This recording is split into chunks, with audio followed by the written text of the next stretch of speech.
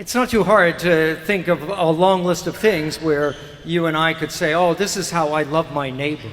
That's not too hard to come up with. How do you love God? How do you love God? That's a little harder if you think about it.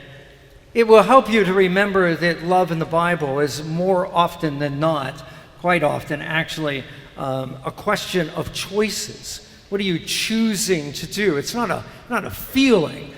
Even loving your neighbor is not really about a feeling. It's about what you choose to do. And with that in mind, it might make some sense to you to realize that, well, one way I can love God is to be a good steward. A good steward. I don't know how that word sounds to you, stewardship. Some people, they find that word in church a little scary.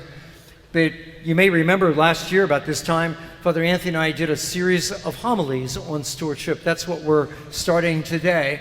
And we just want to learn a little bit more about this idea of being a good steward.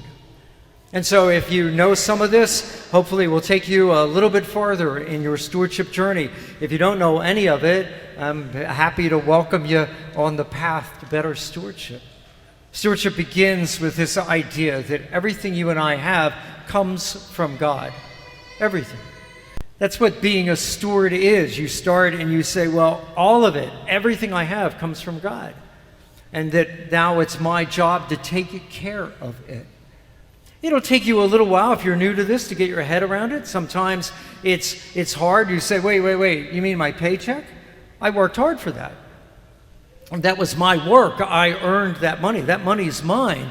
But you just have to remind yourself, well, God gave me the talents and the abilities. Maybe even you can look back and in some way see that the Lord's hand was in getting you that job.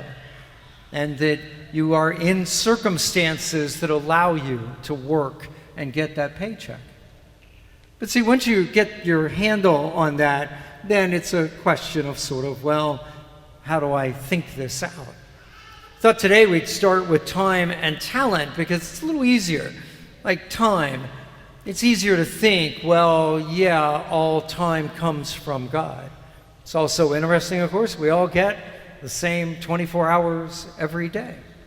And so it's maybe a little easier place to start. How can I be a good steward of my time? A good way to get a handle on this might be to use the question, what is the best use of? So this afternoon, what is the best use of this afternoon? Some people, when they first start thinking about this, they think that, oh, I'm in a church. I guess the answer to that question is I got to pray all afternoon. That would be the best use of the afternoon. Not necessarily. Prayer is a wonderful thing, of course, but so are lots of other things. What you'll find often in a stewardship journey is that you're looking at many good things, and you're trying to choose between those good things. Sunday is a day of rest, a day of recreating. For some people, being out on a golf course this afternoon might be a terrific way to do that. But if you're one of those people that golf is not a friendly game to you, you get stressed, you yell, you scream, you throw clubs, I wouldn't think that you would want to do that today. I wouldn't think that that's the best use of today. In my case, I watch bicycle races, which if you stop and envision this, yes, that's watching lots of people ride bicycles for hours at a time. It sounds pretty boring, and it is, unless you understand the strategy. And it can be a waste of my time. There's no doubt about that. But not always. There are some times when I need just that relaxation. Where it was like, the best use of the next couple hours, I'm just going to sit down here and put on a race and watch it. Some of you would know the conflict between work and family. There's two very good things. Your work, maybe you started a new business. It is your business. You want to do your best by that. And indeed, you want to do your best by that to help your family. But you also maybe have teenagers who want you to be at games and events, and sometimes those things come into conflict. And a good steward is someone who is going to look at that like that, and they're going to say, okay, this evening I could stay at the office and keep working. I could spend some time with my kids by going to their event. What is the best use of this evening? You'd be the one that'll figure it out. It's not going to always be one or the other. But that's what it means to be a steward. Well, what about talents? Our talents are given to us by the Lord. Again, that's not too hard to get your head around.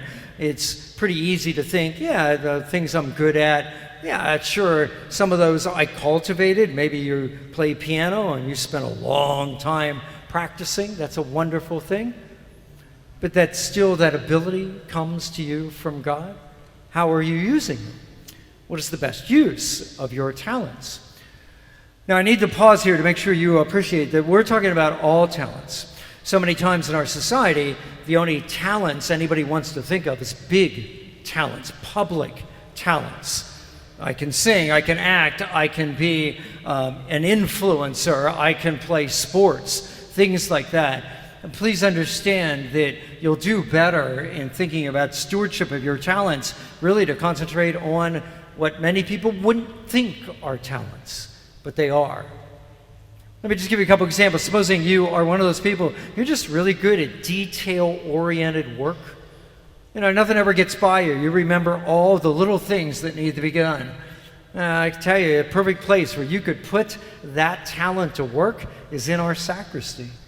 The sacristans who are so gracious to come early and set up the Mass for us, it's not difficult work, but it is a whole lot of tiny little details. All these things that need to be done and need to be done right. And these people have that talent. Maybe you have a talent of being outgoing. You just have that outgoing personality. It's just kind of who you are.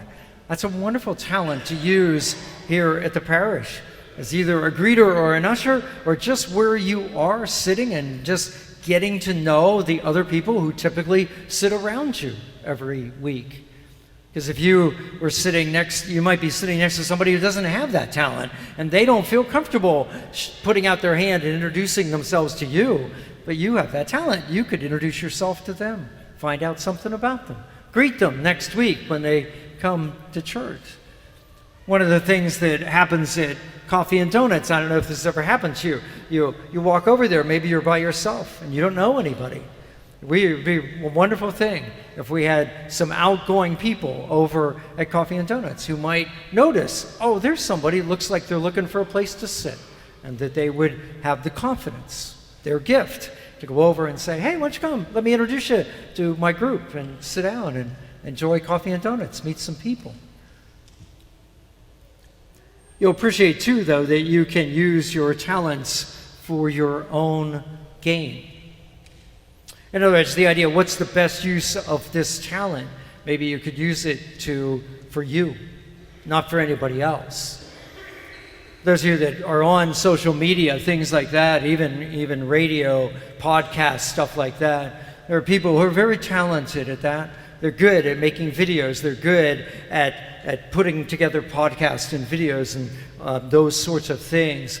But they do it for themselves. They're not doing it to really try to help anybody. They might say they're trying to help you, but really what they're after is more clicks, more followers, all that kind of stuff, more advertising money. They're just doing it for themselves. You can be a wonderful actor. You can be a wonderful singer, all that sort of stuff. And you can make it all about you. You can use your talents only for your good and for your glory. And indeed, you might learn how best to answer that question, what's the best use of my talents, by looking at people who misuse theirs. Maybe the bad example will help figure out to answer this question, what is the best use of my talents? See, I just need to encourage you. I've been on this stewardship journey for years, and it's hard in some sense. There are just these times when you really can't quite figure out, well, what is the best use? Or there are other times when you think, I think I am deciding in a very selfish way. It took me a long time to give away my dad's model train set, because they were my dad's, and I really loved those trains. But I got to a point where I suddenly realized I was never going to put them together again. I was never going to get a chance to set up the Christmas platform and celebrate Christmas with the trains. And so it was hard. And the Lord gave me an opportunity, and I was able to give them away to somebody who could use them. And those trains last Christmas were used up in Marietta, Georgia for a kid's Christmas party. This guy I gave them to, he's got some friends up there. They put it together every year with their own stuff. And they set up this big Christmas platform. And it's this joy to all these kids. That does me a lot of good to know that those trains, even though I don't have them, they're there and they're being used. What's the alternative? They'd still be in a bunch of boxes in a garage. But it was hard. It was hard to give that stuff up. Sometimes it's hard to say, hey, I have this talent at playing piano, but I don't think I'm all that good, when you really are. Or I can't sing, and you really can. And it takes a little bit to get yourself to the point where you say, no, I really do need to do better at making use of this talent, this thing, especially my time. But I will tell you this. If you would give me the opportunity to go back and say, hey, I'll take you back, say, 15, 20, 30 years. You go back there, and you can have back every hour you gave to somebody else. You can have back every time you used your talent for somebody else as opposed to yourself. You can have back every dollar you gave away. You want to get in the time machine and do that? I would not take a second to say no. There's no way I would want that. I wouldn't want any of it back. Because, I don't know, if I took that offer, I don't know where I'd be. I might have an amazing bicycle to ride. I might be living on the 17th fairway of some golf course. I might be living in an amazing house. That's probably possible. But I wouldn't be happy. I wouldn't really have that abundant life that the Lord promises. The reason I think I've gotten as far as I've gotten is because I'm trying to do my best with this. And indeed, I'm not done, which is why I don't mind bringing this up, when it comes up in Scripture. Jesus talks a lot about this, and I don't mind him pushing me and saying to me, okay, that's good. You got rid of the trains. That was good. What about the Legos? Yeah, they're still there. Haven't quite gotten to that point. And so that's all I can do is just encourage you. Stewardship is hard, but it is an amazing journey. So wherever you are in your stewardship journey, I hope this week, the next 2 weeks, as Father Anthony and I talk about it, I hope you won't be insulted. I hope you won't be made to feel uncomfortable. I hope you'll see it as just an invitation, to draw closer to our Lord, and an invitation to have an amazing life.